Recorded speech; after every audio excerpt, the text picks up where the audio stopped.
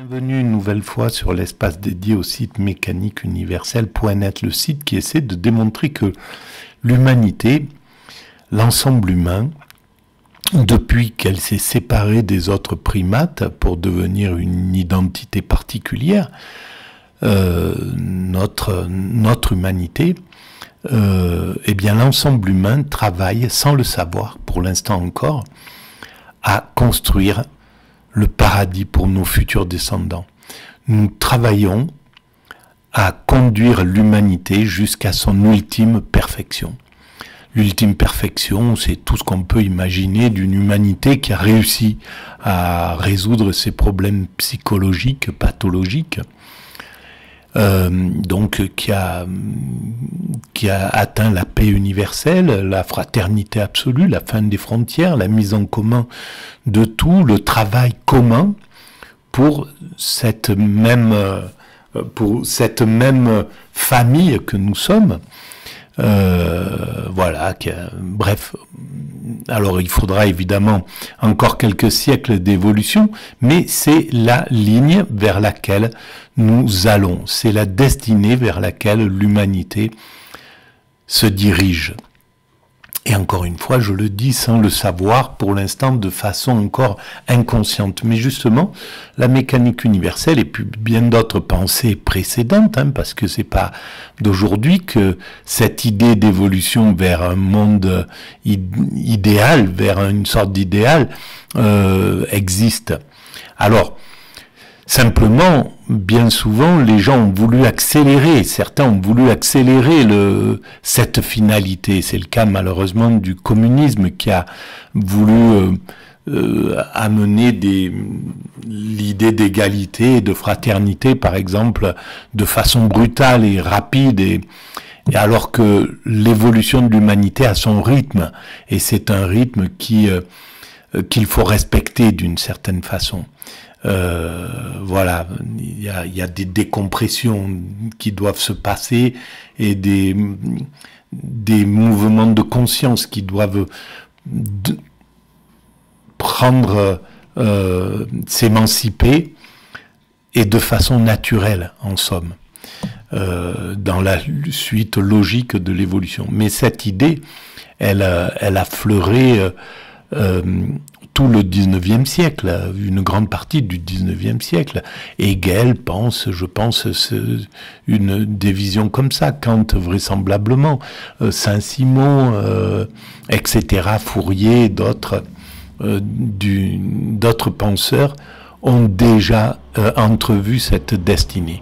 Et les grandes religions, évidemment, depuis très longtemps, ont eu l'intuition de cette destinée aussi. C'est l'idée de l'évolution vers l'apocalypse, la révélation, c'est-à-dire le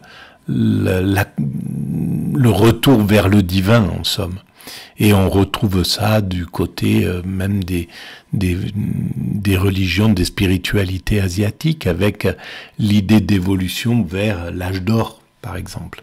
Voilà, l'âge d'or, ça correspond à cette idée de perfection.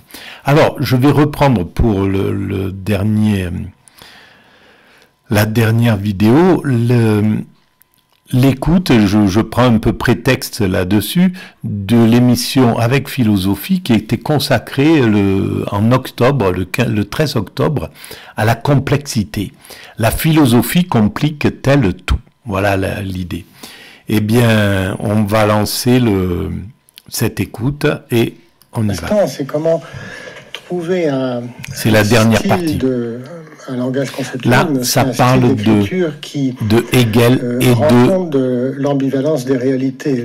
Là, ici, par exemple, de Jean-Jacques Rousseau. Rousseau nous dit: il me reste à considérer, à rapprocher les différents hasards qui ont pu perfectionner la raison humaine en détériorant l'espèce. Alors, c'est perfectionner. Remarquable comment les choix des termes. Oui. Donc pour lui, déjà il y avait l'idée de perfectionner notre espèce, et donc il avait déjà une vision téléologique, on va dire, de l'évolution, une vision de l'évolution de l'humanité pour arriver jusqu'à là. Simplement pour lui, c'était au détriment de certains pans de notre évolution qu'on a mis en régression. En fait, évidemment, on a fait régresser des choses qui nous appartenaient lorsque nous étions des primates naturels, lorsque nous étions l'équivalent des chimpanzés ou des bonobos ou des orang-outans aujourd'hui. Il y a des choses qu'on a perdues dans notre instinct, dans la simplicité, etc. On a sophistiqué l'agressivité pour la conduire jusqu'au paroxysme. C'est la torture, la perversion, etc.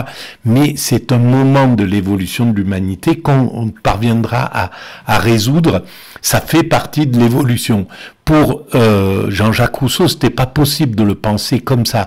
Donc il était en critique, en esprit critique, en opposition. Je pense que Hegel a vu plutôt la complexité justement là-dedans, le lien qu'il y avait entre le maître et l'esclave, entre le mal et le bien en somme. Et puis aujourd'hui, la mécanique universelle, mon travail essaye justement d'éclairer la logique de cette évolution qui inclut malheureusement ce qu'on appelle le mal et ce qu'on appelle la perversion, la perversité, le pire, quoi, la guerre, etc., la destruction. Voilà. Mais à Rousseau de dire que l'évolution de l'espèce humaine, des sociétés humaines, c'est à la fois un progrès et une régression. Ce qui veut dire chez Rousseau que c'est un progrès dans le développement des facultés humaines, notamment des facultés intellectuelles, des facultés de la technique, de la science, et en même temps une régression sur le plan moral, sur le plan du civisme, etc. Donc c'est un bon exemple de ce qu'on disait tout à l'heure. D'un autre côté, ce qui est particulier chez Rousseau, je fais suite à ce que disait Claire il y a un instant, c'est que c'est pas un philosophe du livre au sens où il n'y a pas l'idée d'écrire un livre, le livre qui comprend le réel dans une totalité systématique, puisque lui, il écrit des textes différents, à des époques différentes, et même des textes divergents. Par exemple, ici, dans cet extrait du discours sur l'inégalité, il insiste beaucoup sur le rôle du hasard dans l'histoire humaine, donc de la contingence, ce qui veut dire que les choses auraient pu se passer autrement. Voilà ce qui s'est passé.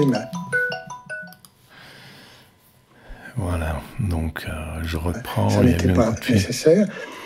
Et en revanche, dans l'essai sur l'origine des langues, il nous dit que il y a de la providence dans l'histoire. Je cite, « Les associations d'hommes sont en grande partie l'ouvrage des accidents de la nature ». Il en évoque plusieurs, mais il conclut quelques lignes plus loin ce paragraphe en disant que tout cela nous montre, je cite, « de quels instruments se servit la providence pour forcer les humains à se rapprocher ». Alors, voilà, donc les accidents de la nature qui feraient l'évolution en réalité. Donc le hasard. Alors ça, c'était l'idée de Jean-Jacques Rousseau, c'est sans doute l'idée de beaucoup de chercheurs aujourd'hui, de penseurs. C'est pas mon idée. Voilà, je pense qu'il n'y a pas de hasard en réalité. Ce qu'on attribue au hasard, c'est juste une méconnaissance de la complexité profonde des choses. Tout simplement parce que voilà comment je l'explique sur la mécanique universelle.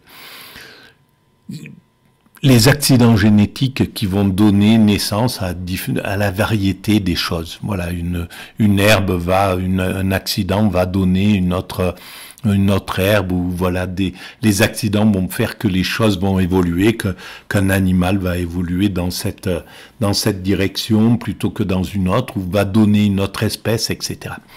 Eh bien, en fait, la diversité, ce que nous appelons l'écosystème, c'est le résultat de ce que certains appellent des accidents. Mais en réalité, il n'y aurait pas d'écosystème s'il n'y avait jamais eu de décalage génétique. S'il n'y avait pas eu on serait encore au stade des cellules primitives. Voilà. Donc, le monde tel qu'il est, il est comme ça parce qu'il y a justement ces décalages. Et donc ça n'est pas des accidents, c'est le fait que dans la multiplicité des possibles, eh bien il y a obligatoirement un décalage qui va se faire. C'est un petit peu comme si on a d'idées et que on a une quantité astronomique de moyens de les jeter, et pourtant d'idées, c'est pour arriver à faire que des 6. Ça paraît peut-être même impossible, mais si on a 10 milliards de coups possibles, il y a un moment où on tombera sur ces 10-6, voilà. Donc c'est une obligation en réalité. C'est pas le hasard, et il n'y a pas de hasard pour moi, ni d'accident. Ma question à ce propos, c'est qu'est-ce qui leur arrive tous à la fin du XVIIIe, parce que de même, Emmanuel Kant va nous expliquer que le négatif dans l'histoire produit mal, ce qui divise les humains finira par les rapprocher, c'est son concept d'insociable sociabilité, et on a l'impression qu'ils se liguent tous, Rousseau et Kant en particulier, ce sont de très très grands auteurs, pour faire naître Hegel, celui qui nous dira que l'histoire a un sens. Alors que ce n'est pas le mouvement naturel du jeune Rousseau, comme nous venons de le voir. Et ça l'est sous un certain angle. Rousseau, l'histoire a un sens, une direction. Oui, c'est ça. Il y a deux choses à noter, c'est que Rousseau, c'est quelqu'un qui explore différentes directions de pensée. Par exemple, une pensée qui met l'accent sur la contingence dans l'histoire, une autre pensée qui fera droit à la notion de providence, mais ces différentes façons de mettre l'histoire en récit, pour lui, aboutissent toujours à la même conclusion, c'est qu'après une période de prospérité ou de bonheur, encore pas dans toutes les sociétés, mais que l'histoire, de toute façon, va décliner. C'est-à-dire que l'histoire a un sens chez Rousseau, mais ce sens n'est pas celui d'un progrès continu.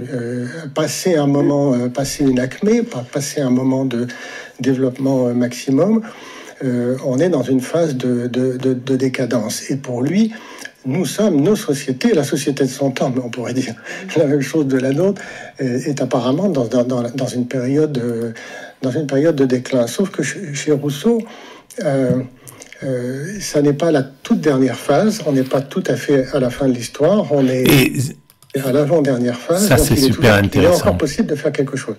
Alors, ça, c'est vraiment intéressant, parce que c'est encore dans l'esprit des gens, quand je parle de la mécanique universelle, quand je dis l'humanité va vers sa perfection, il y a l'idée de décadence qui est là, et qui, pour certains, hein, on va dire 10%, pour 10% de la population à qui j'en parle, globalement vont dire non, mais c'est toute espèce régresse, toute espèce finie. Bon, ils regardent ça sous la forme de l'extinction des dinosaures, etc., et qu'on est voué à ça, globalement. Ou alors que la vie finira par disparaître sur Terre. Et évidemment, c'est vrai, mais c'est à des échéances qui sont inouïes que voilà, l'humanité, elle peut même pas percevoir des millions d'années après nous. Voilà, donc des millions d'années de vie, quoi. Donc ça marche pas pour moi. Il essaie de provoquer une réaction chez ses lecteurs. Donc pour répondre à votre question, il y a une direction, si on peut dire, de l'histoire, mais Rousseau n'est pas un penseur du progrès. Le progrès, non, mais de la providence, semble-t-il, en 1781, l'idée qu'il y a quand même une ruse de l'histoire, des instruments étonnants, y compris mauvais, je veux dire pour les humains, des désastres, des déluges, des mers extravasées, mais aussi des catastrophes entre les humains. Que la providence, dit-il, utilise tout cela pour finalement nous rapprocher. La providence, c'est le destin à mon sens, ce qui dit dans la religion, c'est le sage gouvernement de Dieu sur la création. C'est ça la providence, le sage gouvernement de Dieu sur la création. Donc, si c'est ça, c'est le destin de Dieu, c'est le désir de Dieu que l'humanité évolue vers dans un sens. Ce n'est pas une pensée du progrès, c'est vrai, mais il y a une instance. Alors lui, il appelle la providence. D'autres diront que c'est bien plus immanent au sens de l'histoire, comme le dira Hegel. Mais c'est très troublant. Bon, Léo Strauss a dit qu'à la fin du XVIIIe, tout le monde avait envie tout à fait raison de trouver un sens à l'histoire. Voilà. C'est pas tout à fait faux. Mais bien sûr que c'est plus que vrai. Et c'est plus que vrai à la fin du XIXe siècle et au début du XXIe siècle. C'est clair que la mécanique universelle, elle est juste d'avant-garde. C'est tout. Le renouveau de la pensée de la destinée humaine va se mettre en place bientôt. C'est pas quelque chose qui est passé, quoi. Alors que c'est à venir. Ils s'en tenaient, Rousseau, à la notion de hasard en 1755. Oui, mais ce qui importe pour lui, c'est qu'on mette l'accent sur le hasard ou qu'on mette l'accent sur la providence. Ce qui est important, c'est de constater que les êtres humains ont été amenés à s'organiser en société, pour une raison qui tient d'ailleurs à la dispersion de l'humanité sur l'ensemble du globe. Et ça, c'est l'état de nature correspond chez Rousseau à un endroit très particulier de la planète où les équilibres naturels pouvaient subsister. Quand les êtres humains se dispersent sur la planète, ils rencontrent des difficultés, donc les mers extravasées, les tremblements de terre, ils sont amenés à s'unifier. Ce que Rousseau essaie de nous montrer, c'est que la société était une condition nécessaire du développement des facultés humaines, mais en même temps, cette société est porteuse de violence. Et donc il faudrait surmonter ce que la société a de violent et même d'aliénant pour retrouver une forme de liberté. Donc il dit les deux choses à la fois. Sans société, il n'y a pas de développement des facultés, oui. Mais cette société telle qu'elle est maintenant, elle n'est pas satisfaisante. Il ne dit pas qu'on trouvera la solution, d'ailleurs il ne le pense pas. Je pense que pour Rousseau, la solution, ce sera dans certains cas particulièrement favorables, on pourra agir pour recréer des conditions sociales de l'existence qui soient convenables et qui soient propices à la liberté. Mais il ne pense pas que ça arrivera dans toutes les régions du monde, ni dans tous les pays. Est-ce que vous diriez, pour conclure, que Rousseau est vraiment un très très grand penseur de la complexité désordonnée, dans laquelle il n'est jamais certain qu'on produise de l'unité et une lecture simple? Ah oui, je pense que... Oui, je suis tout à fait d'accord avec votre formulation. Mais bien sûr que oui, à son époque, c'est tout à fait logique et légitime. Sauf qu'aujourd'hui, il y a l'IA, il y a les ordinateurs, la puissance des ordinateurs de calcul qui peuvent aider les hommes. À son époque, c'était impossible de pouvoir regarder la totalité, englober la totalité de l'évolution, et pour pouvoir dire ben voilà, on prend toute l'évolution, on regarde s'il y a une ligne directrice. Oui, les ordinateurs nous sortent l'idée qu'il y a une ligne directrice, et si on la prolonge dans le temps, eh bien on atteint le paradis, voilà, par exemple. Et je pense que les ordinateurs parviendront à faire ça dans pas longtemps. Je suis tout à fait d'accord avec votre formulation. C'est ça qui le rend fascinant. Maintenant, si on pourrait dire aussi, si on repense à Hegel, qu'il ne faut jamais oublier que Hegel développe une logique conceptuelle et il ne prétend pas saisir tout ce qui est empiriquement existant. Lorsqu'il développe le concept d'état moderne, il ne dit pas que tous les états existants sont conformes à ce concept. Donc il y a aussi du désordre dans le donné empirique, hein, pour un petit peu sauver le pauvre Hegel, oui.